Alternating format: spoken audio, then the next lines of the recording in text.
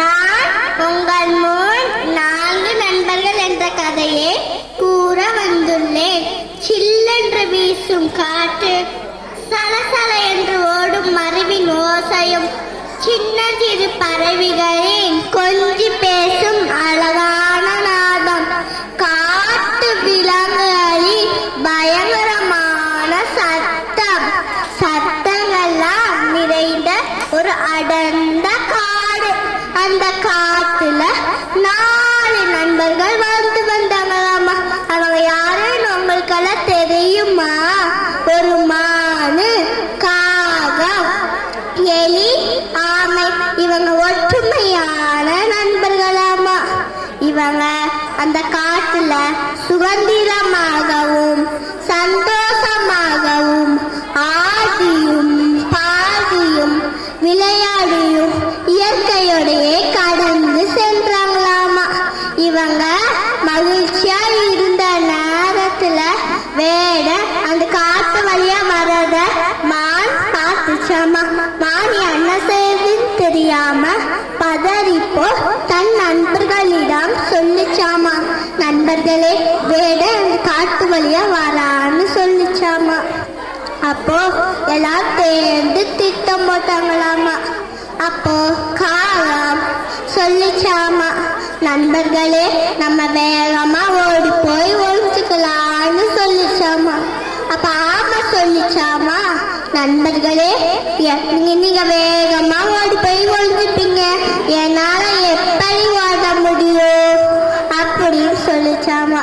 இப்ப எலி சொல்லிச்சாமா, நண்பர்களே பயப்படாதீங்க, பதறாத காரியம் சிதறாது அப்படின்னு சொல்லிச்சாமா.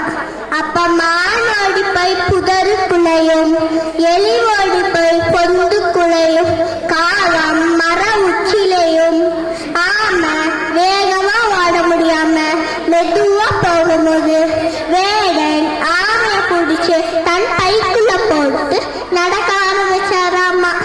அப்போ மர உச்சிலிருந்து பார்த்துட்டு இருந்த காகம் தன் நண்பர்களிடம் சொல்லிச்சாமா, நண்பர்களே நம்ம ஆமைய வேட தன் பைக்குள்ள போட்டு தூக்கிட்டு போயிட்டான்னு.